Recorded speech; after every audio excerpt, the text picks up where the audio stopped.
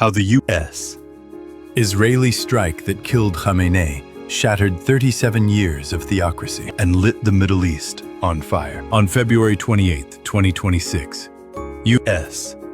and Israeli forces launched Operation Epic Fury, Roaring Lion, against Iran, killing Supreme Leader Ali Khamenei and his top security council in a coordinated air campaign. Khamenei, 86, ruled Iran with absolute authority for 37 years. His death marks the most seismic leadership rupture in the Middle East since Saddam Hussein's fall in 2003. Iran has mounted massive retaliatory strikes across the Gulf, targeting U.S.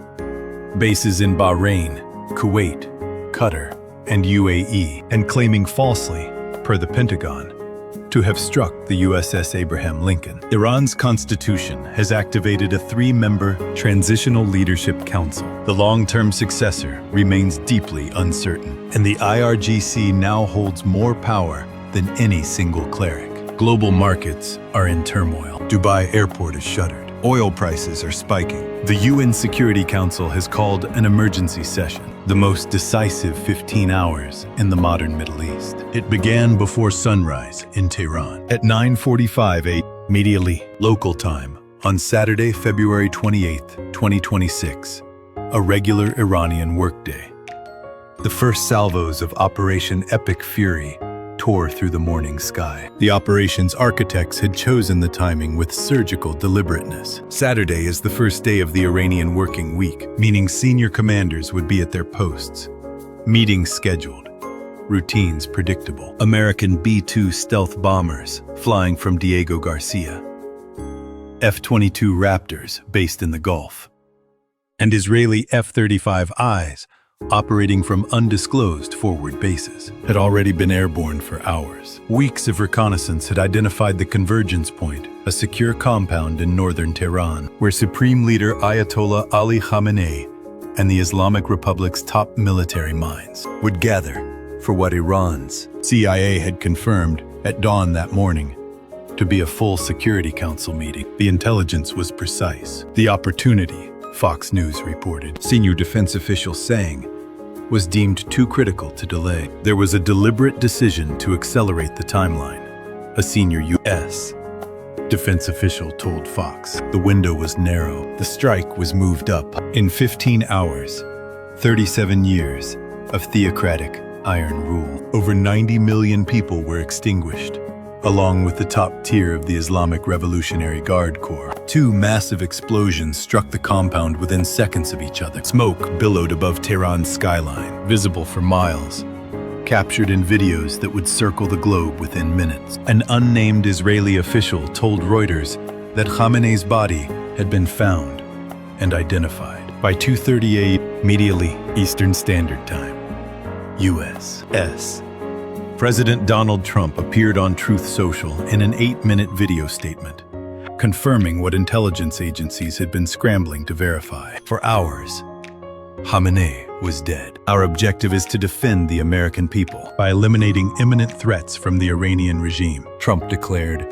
A vicious group of very hard, terrible people. He called Khamenei one of the most evil people in history, and proclaimed that the strikes would continue through the week. Precision bombing on a massive scale, without interruption, or longer if necessary. The targets: a systematic decapitation. The scale of what was destroyed in those opening hours was staggering. The IDF spokesperson, Brigadier General Effie Defreen, confirmed publicly that several senior Iranian officials were killed in 2 strikes on Tehran. Among the confirmed dead, alongside Khamenei. Confirmed killed, February 28, 2026. Ayatollah Ali Khamenei, Supreme Leader of Iran, 1989 to 2026. Mohammad Pakpour, Commander-in-Chief, Islamic Revolutionary Guard Corps, IRGC. Amir Nasuzadeh, Defense Minister of Iran. Ali Shamkhani,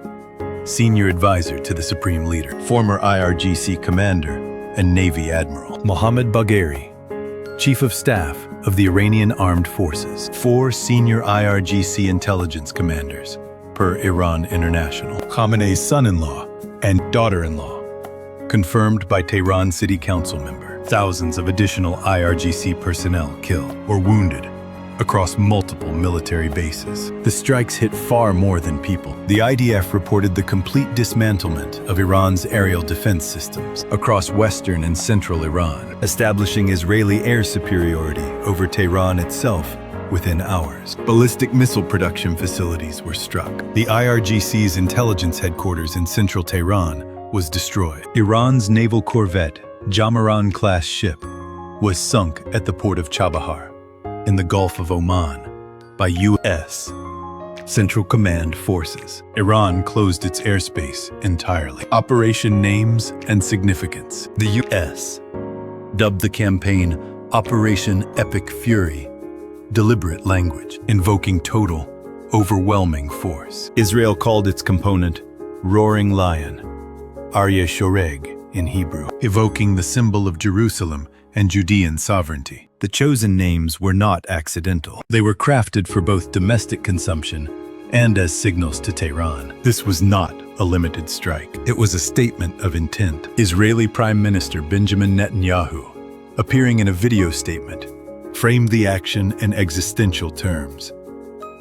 Our joint action will create the conditions for the brave Iranian people to take their destiny into their own hands. Mossad simultaneously launched a Farsi-language Telegram channel directed at Iranian citizens. Our Iranian brothers and sisters, you are not alone. Together, we will return Iran to its glorious days. The dual political messaging, military destruction, paired with an appeal for regime change from within, revealed the operation's dual architecture. Bombs and propaganda, kinetics and politics, two weapons simultaneously deployed. The land and sea will become a graveyard. Iran did not wait. Within approximately 1 hour of the first strikes, Iranian ballistic missiles and drones were already airborne, fanning out across the Persian Gulf, in the most expansive Iranian retaliatory action in the country's modern history. The IRGC, even with its top commanders dead, executed pre-planned contingency operations with chilling discipline. 14 U.S. military bases across Bahrain, Kuwait, Qatar, and the UAE were targeted simultaneously. Saudi Arabia scrambled its air defenses, downing inbound Iranian missiles. Jordan intercepted 49 drones and ballistic missiles threatening its territory. Explosions were reported in Tel Aviv. Ballistic missiles struck Beit Shemesh, west of Jerusalem, killing multiple civilians, including a woman in her 90s, and injuring dozens.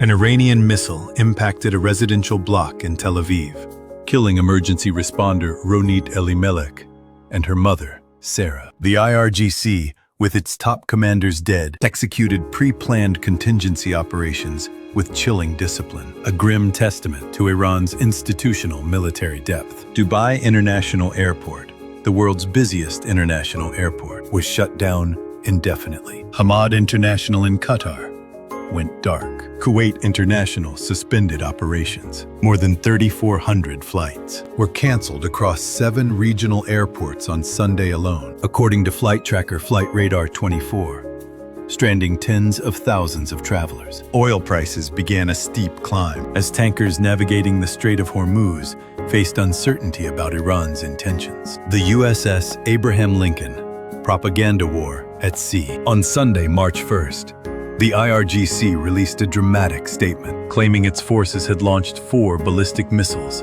that struck the USS Abraham Lincoln, the U.S.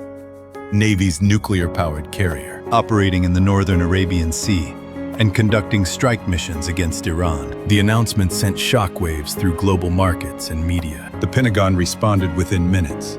A lie, it said bluntly. The Lincoln was not hit. The missiles launched didn't even come close. U.S. Central Command posted on X. The Lincoln continues to launch aircraft in support of CENTCOM's relentless campaign to defend the American people. 3 U.S.